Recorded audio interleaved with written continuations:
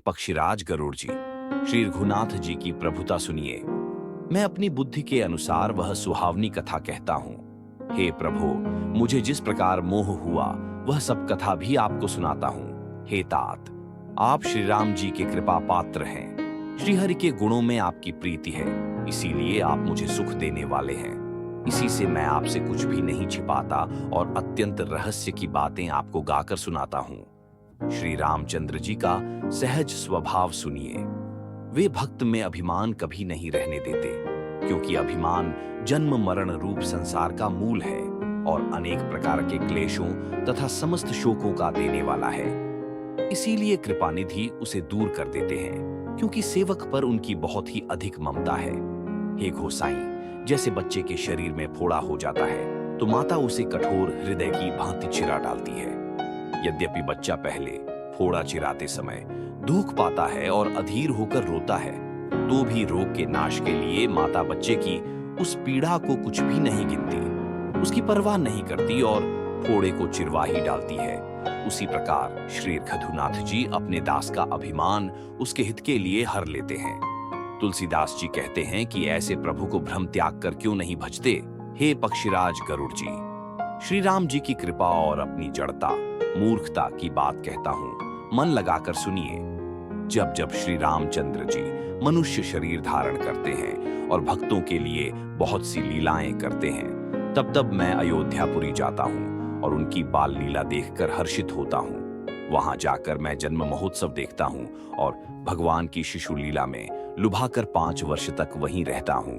बालक रूप श्री रामचंद्र जी मेरे इष्ट देव हैं, जिनके शरीर में अरबों कामदेवों की शोभा है। हे गरुड़ जी, अपने प्रभु का मुख देख देख कर मैं नेत्रों की सफल करता हूँ। छोटे से कोए का शरीर धरकर और भगवान के साथ साथ फिरकर मैं उनके भांति भांति के बाल चरित्रों को देखा करता हूँ। लड़कपन में वे जहां जहां फिरते हैं वहां वहां मैं साथ साथ उड़ता हूँ और आंगन में उनकी जो जूठन पड़ती है वही उठाकर खाता हूँ। एक बार श्री राम ने अत्यधिक लीलाएं की। उन लीलाओं का स्मरण करते ही काकाभूषुंडी जी प्रेमानंद में पुलकित हो गए। काकाभूषुंडी जी ने कहा, हे पक्षीराज, श्री राम का चरित्र सेवकों को सुख देने वाला है। अयोध्या का राजमहल अत्यंत सुंदर है, जहां स्वर्ण से बने महल में विभिन्न प्रकार के बहुमूल्य रत्न जड़े हुए हैं। महल का आंगन अनुपम है, जिसका वर्णन नहीं किया जा सकता। उसी आंगन में चारों भाई नित्य खेलते हैं। श्री राम अपनी बाल लीलाओं से माता को परम आनंद प्रदान करते हुए वहां विहार कर रहे हैं। उनका शरीर मरकत मणि के समान हरिताभ श्याम और अत्यंत कोमल है। उनके प्रत्येक अंग में अनगिनत कामदेवों की शोभा समाहित है। उनके चरण नवीन रक्त कमल के समान कोमल और लाल हैं। अंगुलियां सुंदर हैं और नखों की ज्योति चंद्रमा की आभा को भी परास्त कर देती है। उनके तलवों में वज्र, अंकुश, ध्वजा और कमल, ये 4 शुभ चिन्ह अंकित हैं।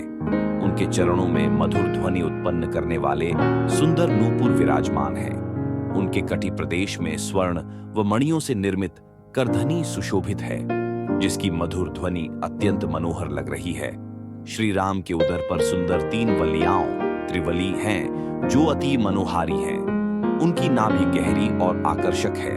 उनका विशाल वक्षस्थल विभिन्न प्रकार के बाल आभूषणों और दिव्य वस्त्रों से अलंकृत है, जो उनके बाल रूप की शोभा को और भी अद्भुत बना रहा है। श्री राम पीले और महीन वस्त्र पहने हुए हैं, जो उनके शरीर पर बहुत सुंदर लगते हैं।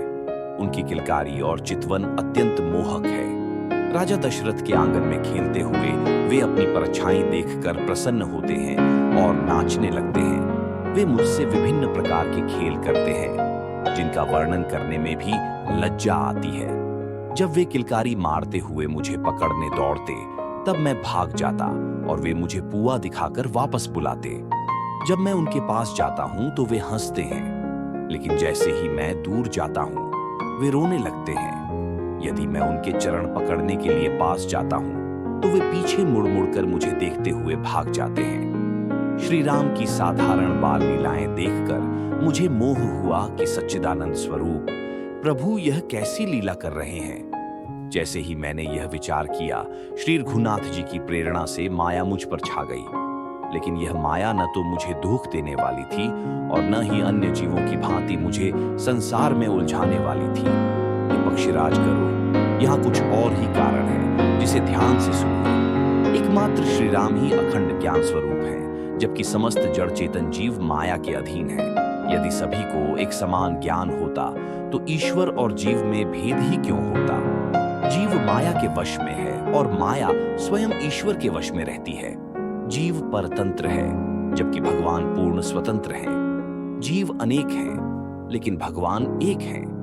यद्यपि यह भेद माया का ही उत्पन्न किया हुआ है, फिर भी यह केवल भगवान के भजन से ही मिट सकता है, अन्यथा करोड़ों उपाय करने पर भी नहीं मिटेगा। जो श्री राम के भजन के बिना ही मोक्ष प्राप्त करना चाहता है, वह चाहे कितना भी ज्ञानी हो, लेकिन बिना पूंछ और सींग के पशु के समान है।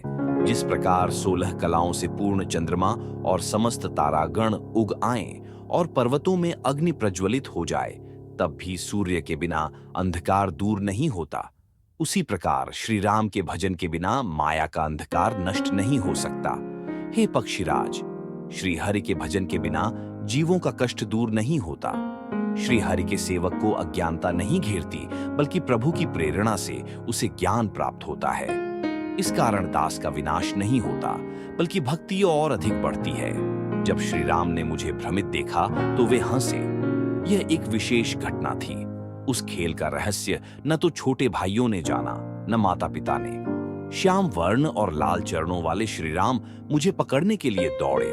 मैं आकाश में जितना आगे बढ़ता, उतना ही श्री राम की भुजा अपने निकट पाता। ब्रह्मलोक तक पहुंचने के बाद जब मैंने पीछे देखा तो श्री राम की भुजा केवल 2 अंगुल की दूरी पर थी। 7 आवरणों को भेद कर भी मैं जहां गया, वहां भी प्रभु की भुजा को अपने निकट पाया और भयभीत होकर आंखें मूंद ली। जब आंखें खोली तो स्वयं को अयोध्या में पाया। श्री राम मुझे देखकर मुस्कुराए और उनके हंसते ही मैं उनके मुख में समा गया।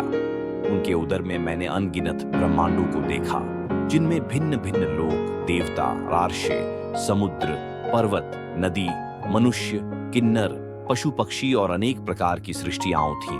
प्रत्येक ब्रह्मांड में भिन्न भिन्न ब्रह्मा, विष्णु, शिव और अन्य देवी देवता थे। वहां पृथ्वी, सरयू नदी, अयोध्या नगरी और राजा दशरथ तथा माता कौशल्या के भी अलग अलग रूप थे। लेकिन जहां भी गया वहां राम के स्वरूप और उनकी बाल लीलाओं में कोई भिन्नता नहीं थी। मैंने अनगिनत ब्रह्मांडों में भ्रमण किया, फिर भी श्री राम को सदा एक ही रूप में पाया। वही शिशु अवस्था, वही दिव्य स्वरूप और वही कृपालु स्वभाव। इस प्रकार भ्रमवश मैं एक ब्रह्मांड से दूसरे ब्रह्मांड में घूमता रहा।